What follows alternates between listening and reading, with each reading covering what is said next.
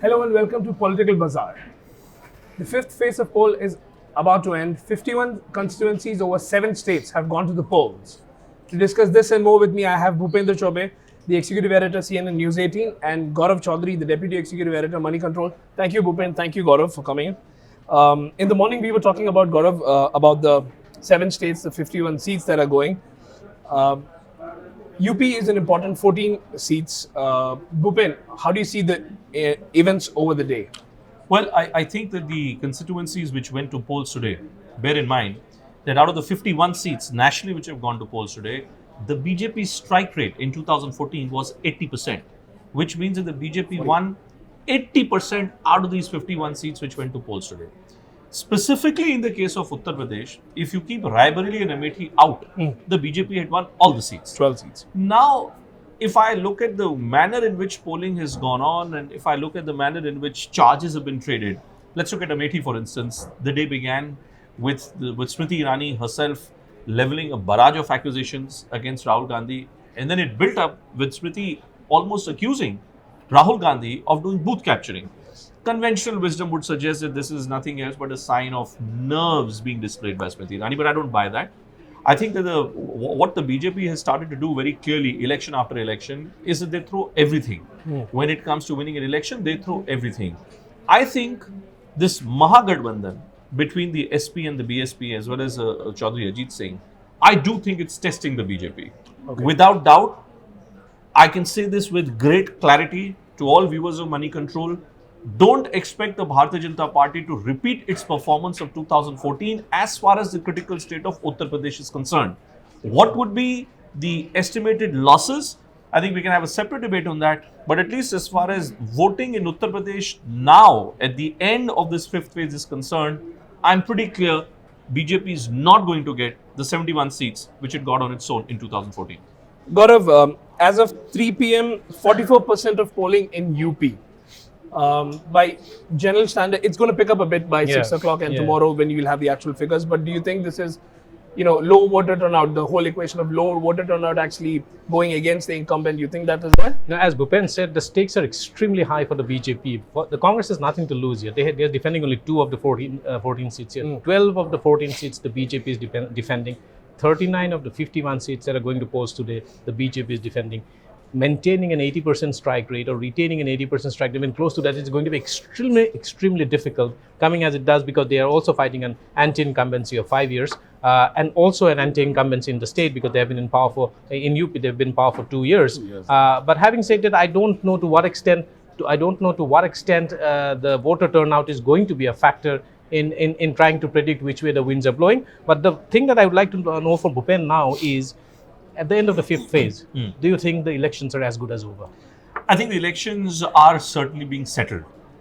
If I was to give you a straight answer, and let me say again, to all viewers of Money Control, because I must congratulate all of you. I've been getting a lot of phone calls now from people who watch this program very closely online. So obviously there's a lot of traction which is being built up. My heartiest congratulations to both of you for doing this. I do think, Gaurav, that this election at the end of fifth phase with 425 out of the 543 seats polled, I think the BJP is principally poised to form a government. Okay. Will the BJP be able to repeat the performance of 2014? Very clearly no. Does the BJP require support of more allies?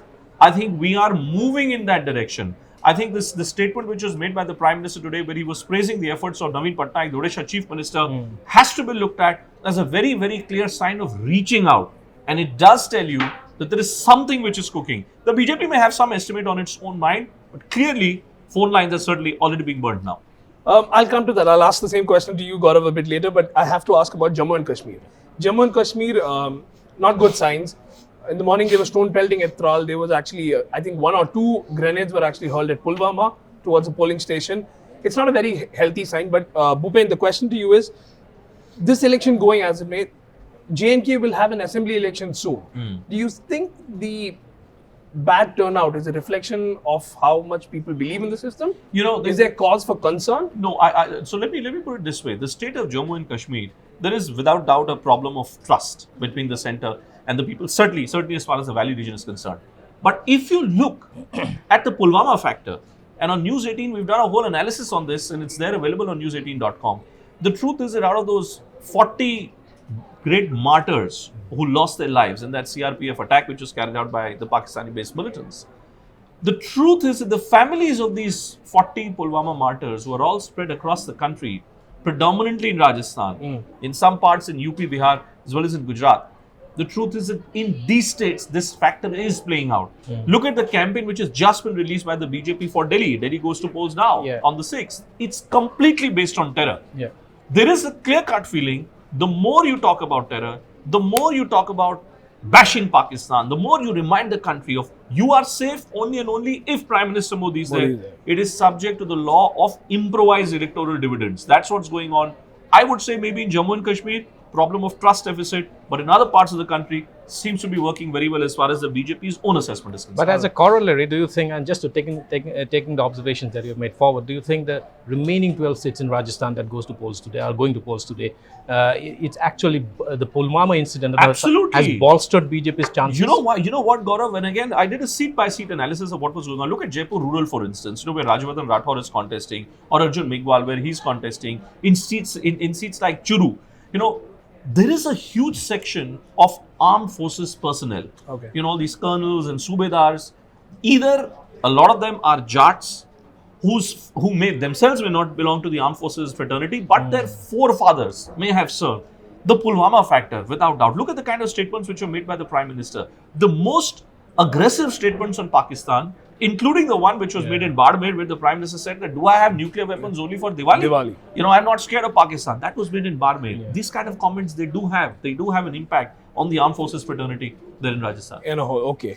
I have to also ask you, West Bengal, a lot of violence, coming out, reports of violence and attack on candidates.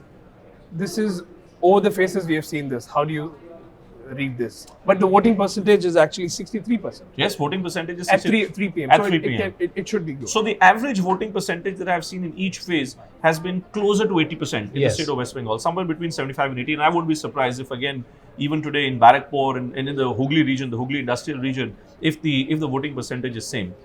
What we have seen today with Arjun Singh, who, by the way, used to be the election manager for Dinesh Trivedi of the Trinamool Congress, and now himself a former 3-time MLA of the Trinamool Congress, now contesting against Dinesh Trivedi. For him to be showing his pictures that he was attacked and his lips got injured, it does not augur well as far as Indian democracy is concerned.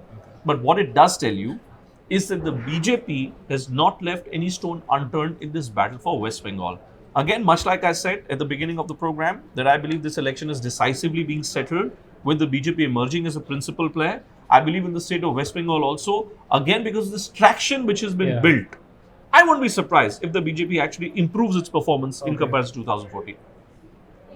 Those are words. BJP might improve its performance. 425 seats have gone to the polls. The remaining 118 seats will be going on May 12th and 19th. It'll be interesting to see how it is. As always, we'll bring you the latest updates. Thank you, Bhupendra. Thank you, Gaurav, for coming on the show. That's all from us now.